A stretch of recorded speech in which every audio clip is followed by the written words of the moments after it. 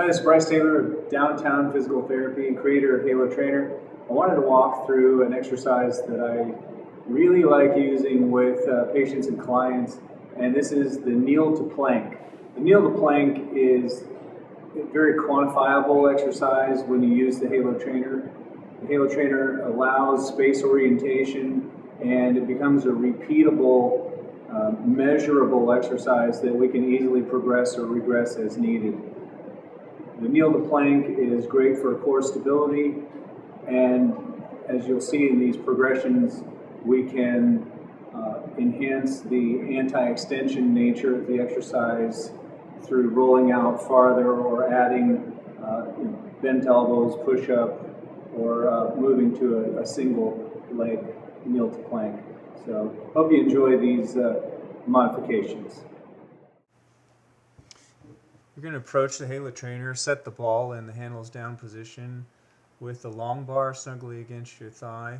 You're going to roll out into the kneeling position, a kneeling plank position, and from there perform the rollout with spine neutral. From spine neutral, you then raise off your knees into the plank position and repeat this for the desired number of repetitions. Here's a common movement fault. This is what I refer to as piking. Notice that his hips set back and he loses that alignment between his heels and his head.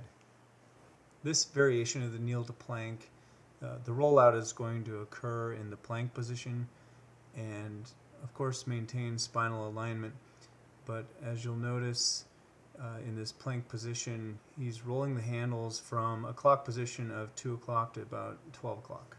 Another common movement fault is that the low back collapses, or piking occurs during the rollout phase.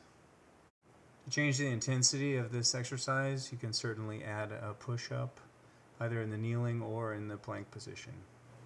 And yet another common movement fault is hiking the shoulder blades up toward the ears. And here's a progression to the kneel to plank. Here we've moved to a single leg kneel to plank with rollout, and we've added the change in elevation in the push-up just to add extra intensity.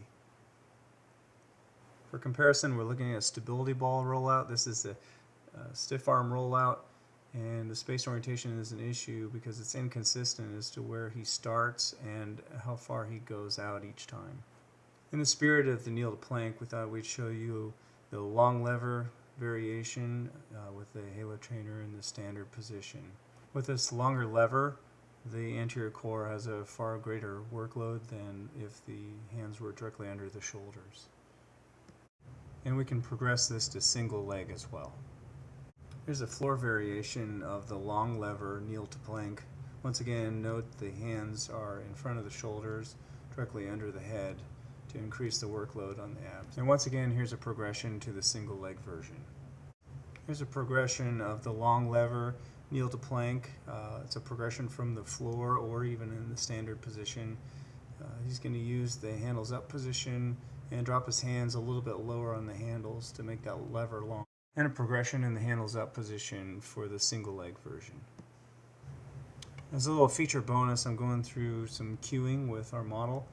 And as you can see, he had excessive lordosis, or that low back curvature, by providing a little bit of physical cueing to posteriorly tilt his pelvis, but not so much that he doesn't preserve the lumbar curve. And then the same thing with the thoracic spine.